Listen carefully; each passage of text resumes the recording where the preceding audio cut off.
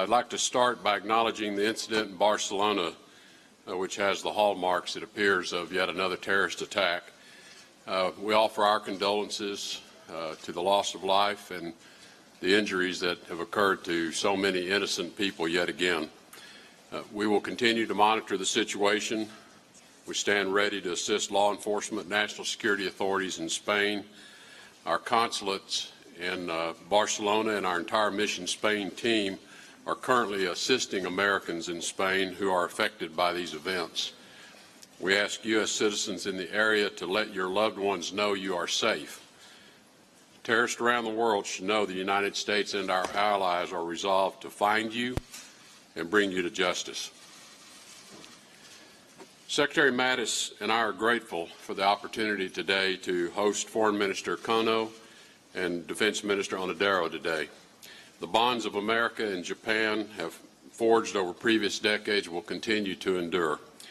Today's honest and productive discussions reaffirmed our mutual commitment to confronting threats to regional peace and security. And as you might imagine, we spent a fair amount of time discussing North Korea. North Korea's recent intercontinental ballistic missile and other missile launches are unacceptable provocations, and they must stop immediately. We agreed to bolster our alliance capabilities to deter and respond to North Korea's unacceptable behavior and other challenges to regional security. In cooperation with other nations, we will continue to employ diplomatic and economic pressure to convince North Korea to end its illegal nuclear and ballistic missile program.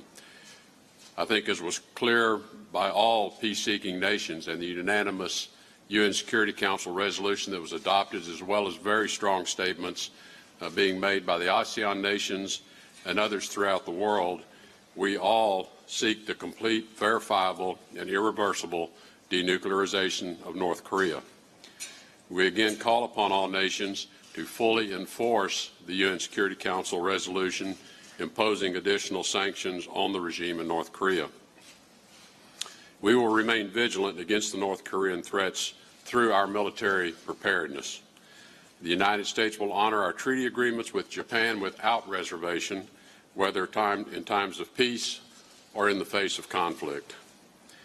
We will also cooperate to advance trilateral and multilateral security and defense cooperation with other partners in the region, notably the Republic of Korea, Australia, India, and other Southeast Asian countries.